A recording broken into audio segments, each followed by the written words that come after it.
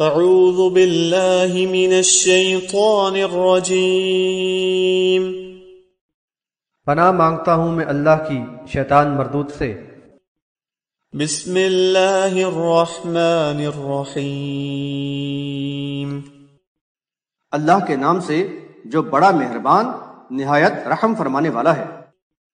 يا أيها الذين آمنوا لا تقربوا الصلاة وأنتم سكارى حتى تعلموا ما تقولون ولا جنبا إلا عابري سبيل حتى تغتسلوا وَإِن كُنتُم مَّرْضَىٰ أَوْ عَلَىٰ سَفَرٍ أَوْ جَاءَ أَحَدٌ مِّنكُم مِّنَ الْغَائِطِ أَوْ لَامَسْتُمُ النِّسَاءَ فَلَمْ تَجِدُوا مَاءً فَتَيَمَّمُوا صَعِيدًا طَيِّبًا فَامْسَحُوا بِوُجُوهِكُمْ وَأَيْدِيكُمْ إِنَّ اللَّهَ كَانَ عَفُوًّا غَفُورًا۔ اے ایمان والو، صلاح کے قریب بھی نہ جاؤ جب تم نشے میں ہو، یہاں تک کہ تم سمجھنے لگو کہ کیا کہہ رہے ہو، اور نہ حالت جنابت میں جب تک کہ غسل کر لو۔ البتہ اگر تم راستہ سے گزر رہے ہو تو کوئی مذائقہ نہیں، اور اگر تم بیمار یا مسافر ہو، یا تم میں سے کوئی رفع حاجت سے آیا ہو، یا تم نے عورتوں کو مس کیا ہو اور تمہیں پانی نہ ملے تو پاک مٹی سے تیمم کر لو، اپنے چہروں اور ہاتھوں پر مسح کر لو، یقیناً اللہ معاف کرنے والا مغفرت کرنے والا ہے۔ حاشیہ نمبر 81۔ سکارا سکرن سے ماخوذ ہے، جس کے معنی مستی یا مدہوشی کے ہیں۔ شراب کی شناعت کے بارے میں یہ دوسرا حکم ہے۔ پہلا حکم اس سے قبل سورہ بقرہ آیت نمبر 219 میں آیا، جہاں اس کے استعمال پر گناہ کا ذکر کیا گیا تھا۔ اس کی تشریح کے لیے مذکورہ آیت کا پہلا حاشیہ ملاحظہ کر لیا جائے۔ یا نشہ کی حالت میں صلاح ادا کرنے سے سختی سے منع کیا گیا ہے، کیونکہ اس وقت انسان کے حواس بجا نہیں ہوتے اور اس کو شعور نہیں ہوتا کہ کیا کہہ رہا ہے۔ اس کا شان نزول ترمذی کی ایک حسن صحیح غریب روایت میں بیان کردہ واقعے سے معلوم ہوتا ہے۔ عبد الرحمن بن عوف رضی اللہ عنہما نے کھانے کی دعوت پر صحابہ کرام رضی اللہ عنہم کو مدعو کیا۔ اس میں شراب پی گئی اور نشے کی حالت میں صلاۃ المغرب ادا کی گئی۔ امام نے قرات میں غلطی کی تو یہ آیت نازل ہوئی۔ بحوالہ ترمذی ابواب التفسیر۔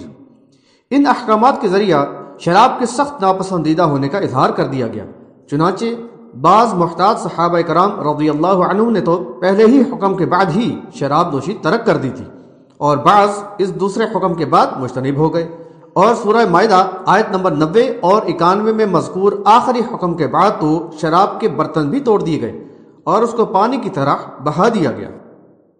حاشیہ نمبر 82۔ صلاح کی ادائیگی کے لیے طہارت لازمی ہے۔ عام حالت میں تو باوضو ہونا کافی ہے، لیکن جنابت یعنی ناپاکی کی صورت میں غسل کرنا فرض ہو جاتا ہے۔ اس کے بغیر صلاح نہیں ہوتی، خواہ کتنے ہی وضو کر لیے جائیں۔ حاشیہ نمبر 83۔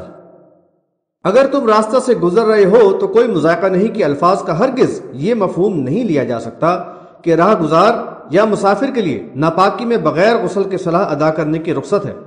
مسافر کے لیے تو تفصیلی حکم آگے بیان ہوا ہے۔ دراصل صلاح کے قریب نہ جاؤ کا ایک مفہوم یہ بھی لیا گیا ہے کہ ناپاکی میں مسجد میں نہ جاؤ یا وہاں نہ بیٹھو، چنانچہ اس لحاظ سے راہ گزر کو رخصت دی گئی ہے۔ بعض صحابہ کرام رضی اللہ عنہم کے گھر مسجد کے اتنے قریب تھے کہ ان کو گھر پہنچنے کے لیے مسجد سے گزرنا پڑتا تھا۔ ان کے لیے رخصت دی گئی کہ وہ ناپاکی کی حالت میں مسجد سے گزر کر گھر جا سکتے تھے۔ حاشیہ نمبر 84۔ بحالت مجبوری وضو یا غسل کرنے کے بجائے تیمم کی رخصت دی گئی ہے۔ بیماری کی حالت میں وضو یا غسل سے بیماری میں شدت کا اندیشہ ہو یا سفر کے دوران پانی نہ ملے تو رفع حاجت کے بعد وضو کے بجائے تیمم کر کے صلاح ادا کی جا سکتی ہے۔ اسی طرح بیوی سے صحبت کے بعد یا کسی اور وجہ سے ناپاکی کی حالت میں غسل کی حاجت ہو اور پانی میسر نہ ہو تو تیمم کر کے صلاح ادا کرنے کی رخصت دی گئی ہے۔ قیام کی حالت میں بھی پانی نہ ملنے کی صورت میں تیمم کی رخصت سے فائدہ اٹھایا جا سکتا ہے۔ سفر کا ذکر خصوصیت سے کیا گیا ہے کیونکہ اس میں ایسی ضرورت زیادہ پیش آتی ہے۔ یہاں عورتوں کو مس کرنے یعنی چھونے کا جو ذکر ہے اس سے بعض نے مباشرت مراد لی ہے، اس صورت میں غسل واجب ہوگا اور پانی نہ ملنے کی صورت میں تیمم کر لینا ہوگا، لیکن صرف مس کرنے سے غسل واجب نہ ہوگا۔ البتہ وضو کے وجوب کے بارے میں مختلف اقوال ہیں، جس میں قابل ترجیح اور محتاط یہی ہے کہ شہوت کے جذبات کے ساتھ مس کرنے سے وضو ساقط ہو جائے گا اور دوبارہ وضو کرنا ہوگا، لیکن بغیر شہوت کے لمس سے وضو نہیں ٹوٹے گا، کیونکہ تہجد کی صلاح ادا کرتے ہوئے نبی صلی اللہ علیہ وسلم کے ہاتھ ام المؤمنین عائشہ رضی اللہ عنہا کے قدموں سے مس ہو جاتے تھے۔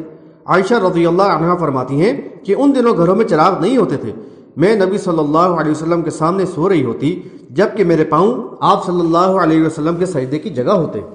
نبی صلی اللہ علیہ وسلم جب سجدے میں جاتے تو انگلیوں سے میرے پیر چھوتے، میں اپنے پیر سمیٹ لیتی، اور جب آپ صلی اللہ علیہ وسلم کھڑے ہوتے پیر پھیلا دیتی۔ بحوالہ بخاری کتاب الصلاۃ باب الصلاۃ علی الفراش۔ اس آیت تیمم کے شان نزول کا واقعہ بخاری میں روایت کیا گیا ہے۔ ام المؤمنین عائشہ رضی اللہ عنہا بیان کرتی ہیں کہ ایک دفعہ سفر میں میرا ہار گم ہو گیا جو میں نے اپنی بہن اسماء رضی اللہ عنہا سے عاریتاً لیا تھا۔ رسول صلی اللہ علیہ وسلم نے اس کی تلاش میں لوگوں کو بھیجا۔ اسی دوران صلاح کا وقت آ گیا، لوگوں کا وضو نہ تھا اور ان کو پانی بھی نہ ملا، چنانچہ انہوں نے بغیر وضو ہی صلاح ادا کر لی تو اللہ تعالیٰ نے آیت تیمم نازل فرمائی۔ اور دوسری روایت میں ہے کہ لوگوں نے رسول صلی اللہ علیہ وسلم سے اس کی شکایت کی تو اللہ تعالیٰ نے آیت تیمم نازل فرمائی۔ اسید بن حضیر رضی اللہ عنہ نے عائشہ رضی اللہ عنہ سے کہا، اللہ آپ کو جزائے خیر دے کہ جب بھی آپ پر کوئی دشوار گزار بات ہوئی تو اللہ تعالیٰ اس کو آپ کے لیے اور مسلمانوں کے لیے باعث خیر بنا دیتے ہیں۔ بحوالہ بخاری کتاب التیمم باب اذا لم یجد ماء ولا ترابا، حاشیہ نمبر 85۔ یہاں تیمم کا طریقہ بتایا گیا ہے کہ پاک مٹی سے تیمم کر لو، ہاتھوں اور چہروں کا مسح کر لو۔ حدیث میں بتایا گیا ہے کہ زمین یا دیوار پر ہاتھوں کو ماریں اور اس میں پھونک مار کر مٹی جھاڑ دیں، پھر چہرے اور ہاتھوں پر کلائیوں تک پھیر لیں۔ بحوالہ بخاری کتاب التیمم باب المتیمم هل ينفخ فیہما۔ یہ بات بھی یاد رہے کہ وضو اور غسل دونوں کے لیے تیمم کا ایک ہی طریقہ ہے، جیسا کہ بخاری و مسلم کی کتاب التیمم وغیرہ کی روایات میں ملتا ہے۔ نیز غسل اور وضو دونوں کے لیے ایک ہی تیمم کافی ہے۔ أَلَمْ تَرَ إِلَى الَّذِينَ أُوتُوا نَصِيبًا مِنَ الْكِتَابِ يَشْتَرُونَ الضَّلَالَةَ وَيُرِيدُونَ أَن تَضِلُّوا السَّبِيلَ۔ کیا تم نے ان لوگوں کو نہیں دیکھا جن کو کتاب میں سے کچھ حصہ دیا گیا ہے؟ وہ گمراہی خریدتے ہیں اور چاہتے ہیں کہ تم بھی راہ سے بھٹک جاؤ۔ حاشیہ نمبر 86۔ اہل کتاب کی دینی حالت کا جائزہ پیش کیا جا رہا ہے۔ اس وقت ان کے پاس کتاب اللہ میں نازل شدہ ہدایات ربانی میں سے تھوڑا ہی مواد بچا ہے، کچھ تو ان کی لاپرواہی سے تلف ہوا اور کچھ انہوں نے اپنے مفادات کی خاطر تحریف کر ڈالا، اور بہت کچھ اپنے ہاتھوں سے لکھ کر بھی اس میں شامل کر دیا۔ الغرض اصل پیغام ہدایت جو ان کے دنیا اور آخرت کی فلاح کے لیے نازل کیا گیا تھا اس کی انہوں نے بالکل ہی قدر نہ کی، اور اب یہ مال و زر کے حریص ہدایت سے دور ہو کر گمراہی پر پوری طرح مطمئن ہیں، اور ایمان والوں کو بھی اپنے ہی رنگ میں رنگنا چاہتے ہیں تاکہ ان کے راستہ میں کوئی رکاوٹ نہ رہے۔ واللہ اعلم باعدائکم وکفی باللہ ولیا وکفی باللہ نصیرا۔ اور اللہ تمہارے دشمنوں کو خوب جاننے والا ہے، اور تمہارے لیے اللہ کارساز کافی ہے، اور اللہ ہی کا مددگار ہونا کافی ہے۔ حاشیہ نمبر 87۔ اہل ایمان کو تسلی دیتے ہوئے فرمایا کہ ان یہودیوں کے سازشیں اللہ تعالیٰ کے خوب علم میں ہیں، تم مطمئن رہو، یہ تمہیں گمراہ نہ کر سکیں گے۔ اللہ رب العزت تمہارا کارساز ہے اور وہ تمہاری حمایت اور نصرت کے لیے کافی ہے۔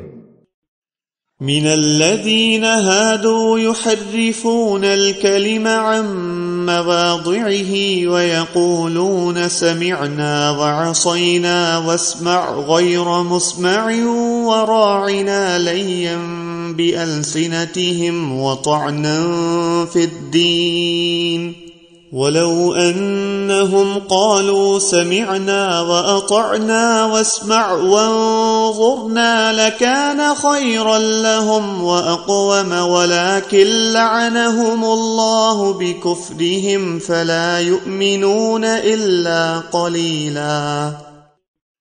یہودیوں میں سے بعض ایسے ہیں جو کلام کو اس کے مواقع سے بدل دیتے ہیں اور کہتے ہیں کہ ہم نے سنا اور نافرمانی کی۔ کہتے ہیں کہ سنو بغیر اس کے کہ سنے جاؤ، اور اپنے زبانیں مروڑ کر اور دین میں طعن کرتے ہوئے رائنا کہتے ہیں۔ اگر وہ اس طرح کہتے کہ ہم نے سنا اور اطاعت کی اور آپ سنیں اور ہماری طرف توجہ فرمائیں تو ان کے لیے بہتر اور زیادہ درست ہوتا، لیکن اللہ نے ان کے کفر کے سبب ان پر لعنت کی ہے، تو وہ ایمان لانے والے نہیں سوائے چند لوگوں کے۔ حاشیہ نمبر 88۔ یہودی علماء کی شرارت اور شوریدہ سری کا ذکر کیا جا رہا ہے۔ ان کی دعوت حق سے دشمنی اور بیزاری کا یہ عالم تھا کہ نبی صلی اللہ علیہ وسلم کی خدمت میں بغض و عداوت کے جراثیم لیے ہوئے آتے اور نبی صلی اللہ علیہ وسلم کی شان میں گستاخی اور توہین کے مقصد سے وہاں بیٹھتے، نہ کہ دین سمجھنے اور سیکھنے کے لیے۔ کچھ اور تو بس نہ چلتا، البتہ سمعنا ہم نے سنا کے ساتھ ہلکی آواز میں یا دل میں عصینا یعنی ہم نے نافرمانی کی کہہ دیتے، اور ساتھ ہی کسی بات کی وضاحت طلب کرنے کے لیے نازیبا انداز میں بد دعا کے طور پر اسمع غیر مسمعین سنو اور نہ سنے جاؤ کے الفاظ زبان سے نکالتے، اور اپنی علمیت کے زعم میں اپنی زبان کو مروڑ کر رائنا کی بجائے رائینا کہتے، تاکہ اس طرح اللہ کے رسول صلی اللہ علیہ وسلم کی شان میں گستاخی اور دین حق پر طعن کر کے اپنے شیطانی نفس کی تسکین کر لیں۔ اس کی مزید تشریح کے لیے سورہ بقرہ حاشیہ نمبر 93 ملاحظہ کر لیں۔ حاشیہ نمبر 89۔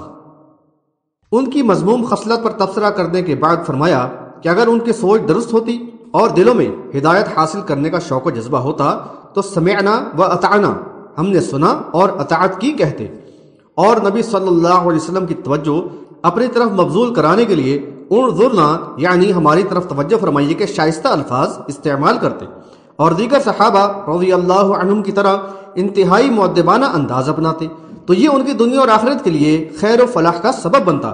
لیکن ان بد نصیبوں نے تو باغیانہ انداز میں کفر کی روش اختیار کر کے اپنے آپ کو اللہ تعالیٰ کی لعنت و پھٹکار ہی کا مستحق ٹھہرا لیا اور ہدایت کا راستہ اپنے لیے مسدود کر لیا۔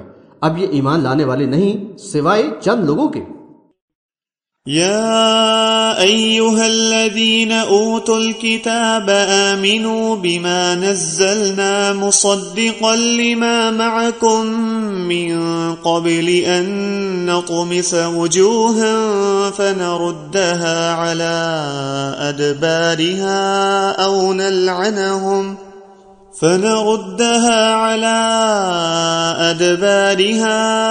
أو نلعنهم كما لعنا أصحاب السبت وكان أمر الله مفعولا۔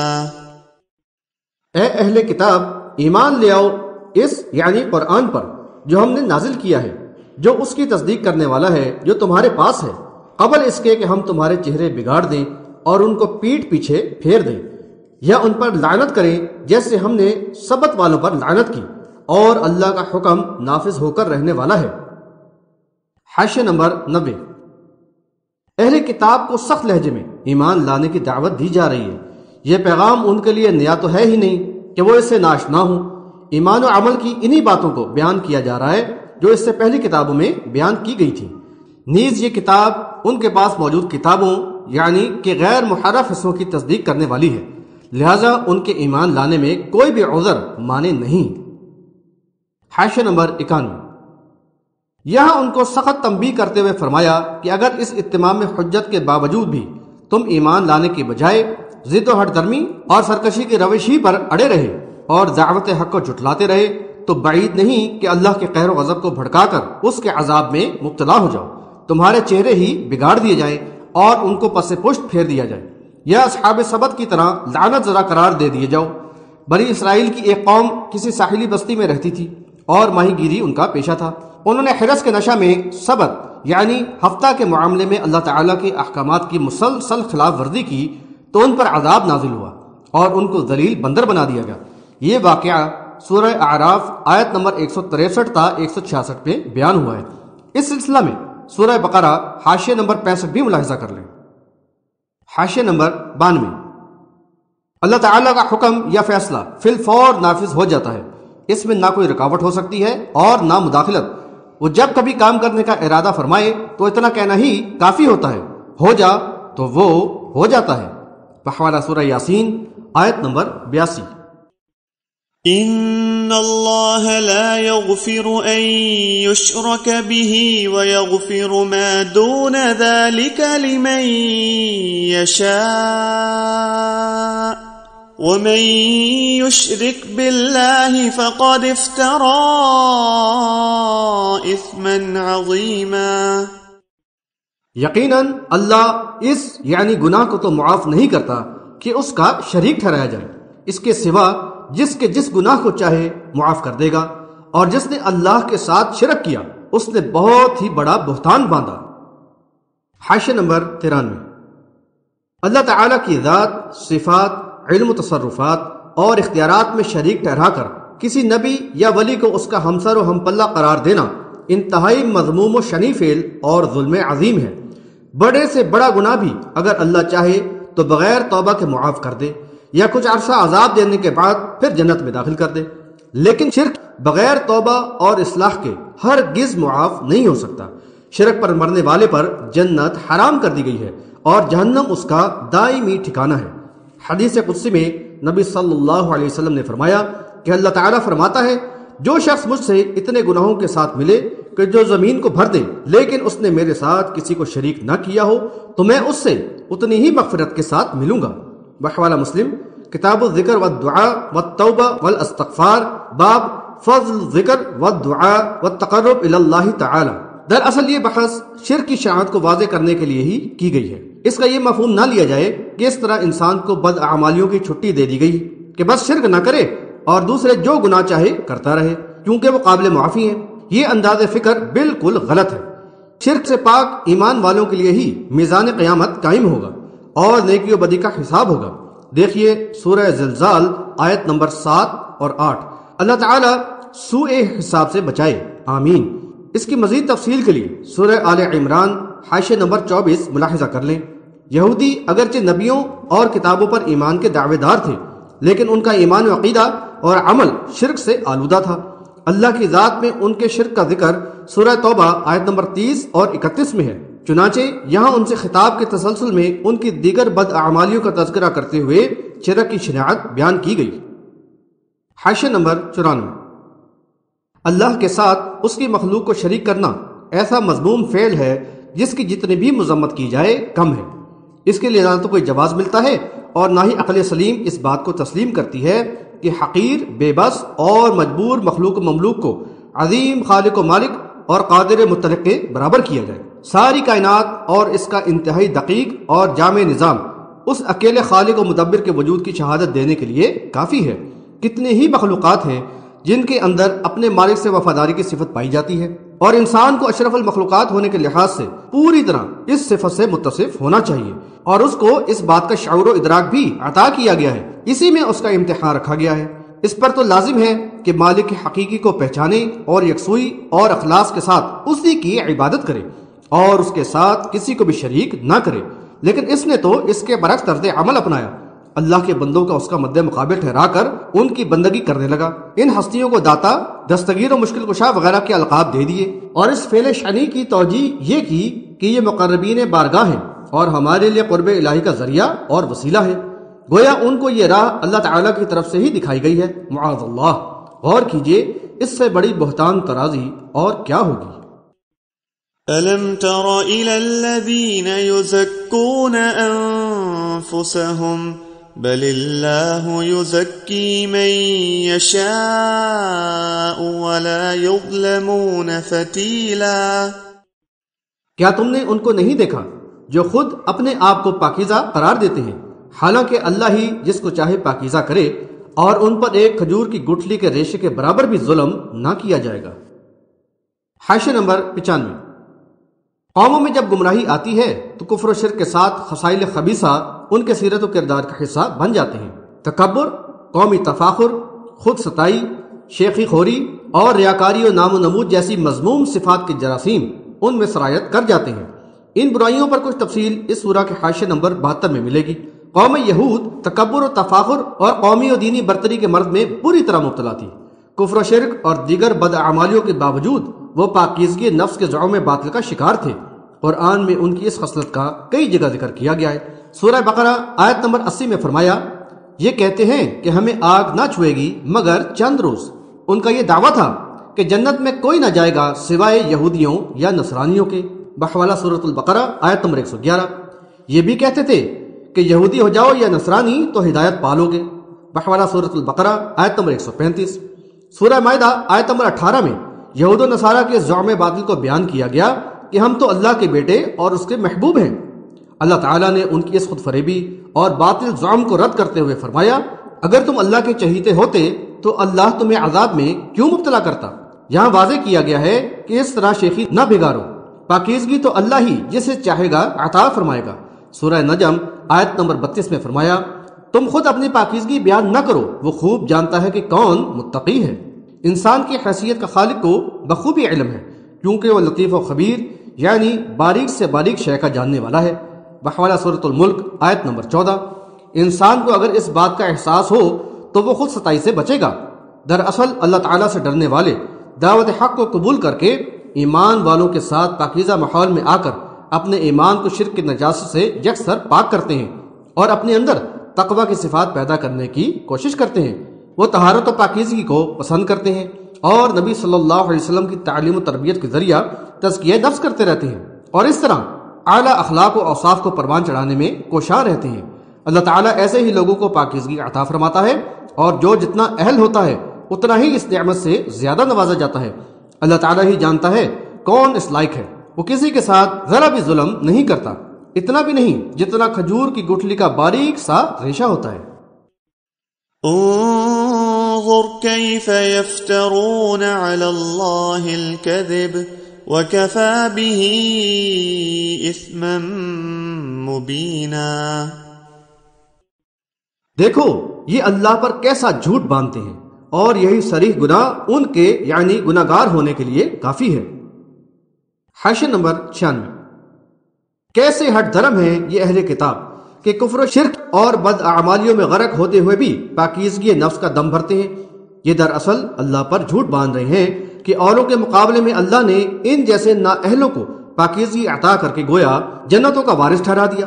اتنا بڑا کذب و افطرا ایسا صریح گناہ ہے جو ان کی بد انجامی کے لیے کافی ہے۔